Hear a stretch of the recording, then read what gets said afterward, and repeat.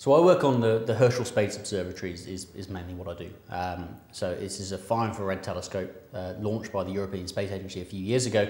I'm involved in the science research using one of the instruments on there called Spire, and I'm also involved in sort of the PR, the outreach side, sort of coordinating the UK efforts of that. And I have some minor involvement with the Planck satellite as well, which was launched along with Herschel at the same time on the same rocket. And is looking at something called the cosmic microwave background, which is sort of the afterglow of the Big Bang. So what are both of the telescopes supposed to be looking at? I mean, let's start off with Planck. So what is the cosmic microwave background radiation? So the cosmic microwave background radiation is like we see from very shortly after the Big Bang, at least very shortly in cosmological terms, a few 100,000 years, which when the universe, we measure it to be 13.7 billion years old. That's the first tiny fraction of its life.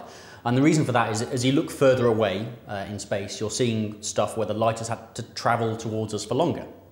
So if you look far enough away, you're seeing essentially back in time to the Big Bang. We can see as far as this cosmic microwave background. If we try and look back any further, we can't see because the universe is actually opaque. It was so hot and so dense. It was made of something called a plasma, an ionized gas, and it was opaque to basically all light. We couldn't see through it. We see this surface essentially, this background radiation from the Big Bang, from just after the Big Bang that we can't see through. And that's been measured in detail previously by previous satellites and other ground-based experiments.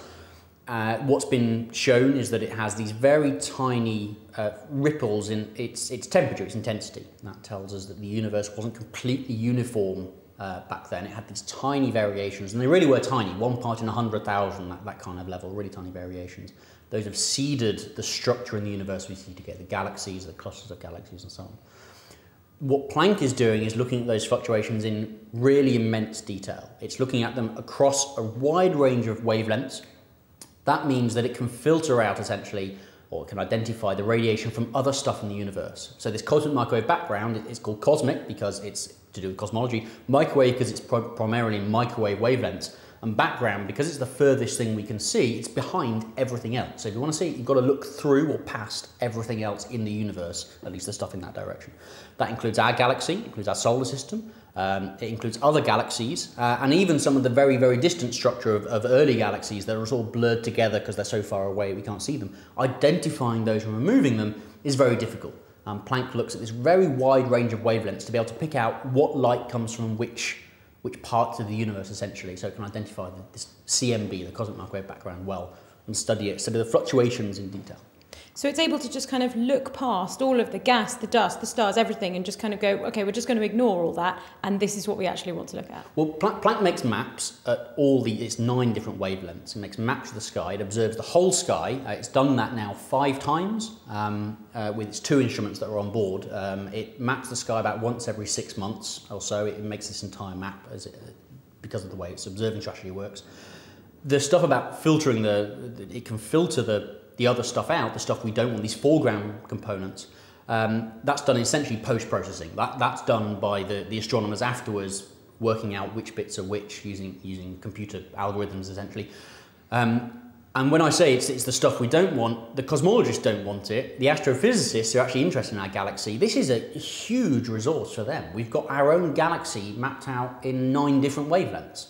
That tells us about the dust in our galaxy, the cold dust especially. It tells us the gas in our galaxy, and all sorts of other things, stuff that we didn't necessarily expect to find, and some stuff that we've been able to study in much, much more detail, thanks to making this wonderful all-sky map at this wide range of wavelengths.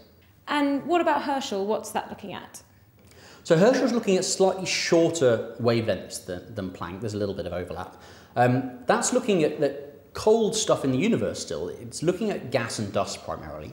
And most of the images we see from Herschel are showing dust. Now this dust is this cosmic dust, if you like. It's formed in dying stars, and it's that along with the gas seeds the formation, or forms new generations of stars.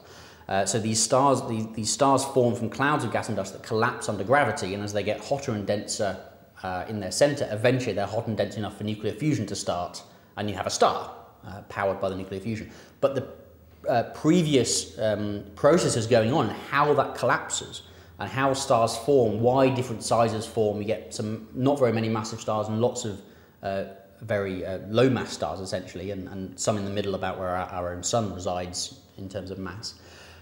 How does that work? How do they form? Why do they form in clusters? What they actually form along filaments of gas and dust that are threaded throughout the galaxy.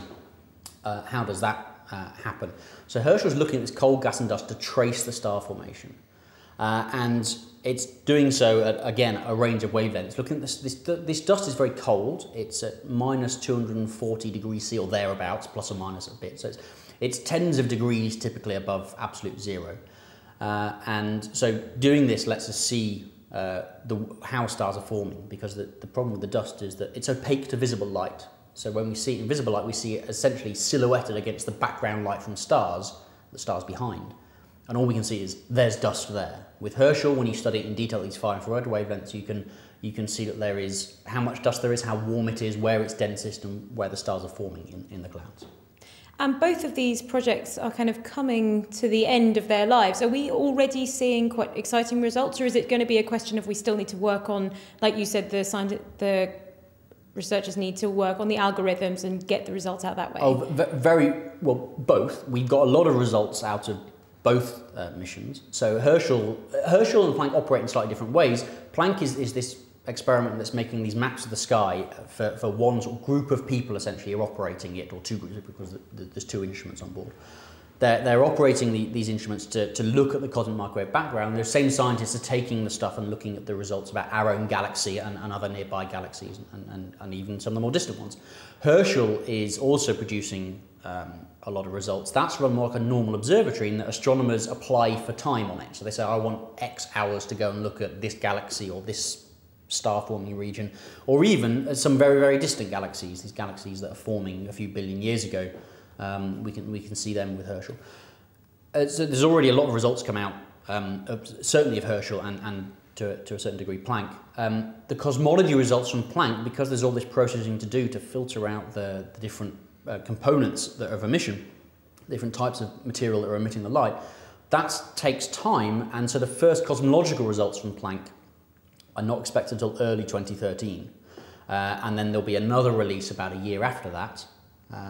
But the processing is continually going on to try and refine it and make sure that the answers that come out are the answers, the right answers, essentially. What were some of the challenges of creating these satellites? I mean, for a start, why can't we do this kind of observation just from the ground? The big problem with that is our atmosphere. The atmosphere is opaque to these wavelengths, so you simply can't see through it at the ground. There's a few little narrow ranges of wavelength, a few wavelength windows we call them, where you can see through, and there are telescopes on the ground doing this. But to get the big picture across all the wavelengths, and to be able to do it all the time, and not just when the atmosphere is particularly clear, for example, then you have to go into space.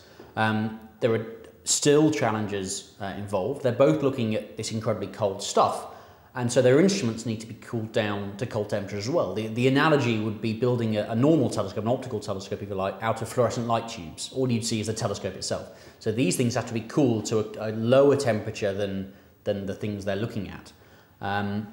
So Planck, for example, one of the instruments on there was, when it was running, the coldest place in space. It was 1/10 of a degree above absolute zero, so minus 273 degrees C. And it had to be that temperature, so the emission from the detectors themselves and the instrument itself didn't contaminate the results. Herschel is slightly warmer, but only just. The instruments are 1/3 of a degree above absolute zero, and that has to be cooled down as well. And to help with this cooling, Herschel carries on board an enormous vat, if you like, of liquid helium.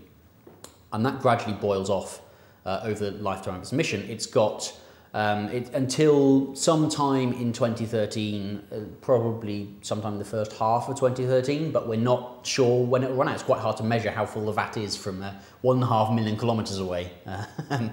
So that will eventually run out. And then Herschel and Planck as well, it still has some cooling, and that will eventually stop working, and they will both be redundant in space, essentially, and left there. And what next? Are there next stages? Are there already sort of newer versions of these satellites being developed to kind of do the same thing but better? Well, these satellites like this take a lot of time to develop. So both projects started essentially, although they were thought about decades ago, they even when they actually started proper development, was basically the 1990s. Right? So they took more than a decade to get from the drawing board, if you like, from actually putting the proposal in and getting the approval to start spending the money, to actually launching them and starting the observations. So these are long lead time projects. They take a long time to develop. So the next generation are in development. The precise details might depend on what they see. So for example, I said Planck's cosmological results aren't coming out until next year. So the successor to Planck will be designed when we know what Planck has found. The vague idea of what will be launched is being penned down at the moment, but the details of what it will try and look for, and specifically what questions remain to be answered that either Planck can't answer, or new questions that Planck asks by giving us new results, then the next generation of satellites to look at the cosmic microwave background will be designed. For Herschel, looking at far infrared light, there is a new satellite in the pipeline called Spica. It's a Japanese-European joint mission. The Americans will probably be involved at some level. That will be a similar kind of size to Herschel, so a 3.5 meter diameter mirror, which is a big thing to launch into space, but the mirror itself will be cooled even more. The limiting factor of Herschel is in fact the fact that the mirror glows very weakly, but it still glows a little bit at these wavelengths. And so this next generation project is underway, it's being designed, and that's due for launch I think next decade, or later this decade or next decade for that launch. So again, that's a long lead time project.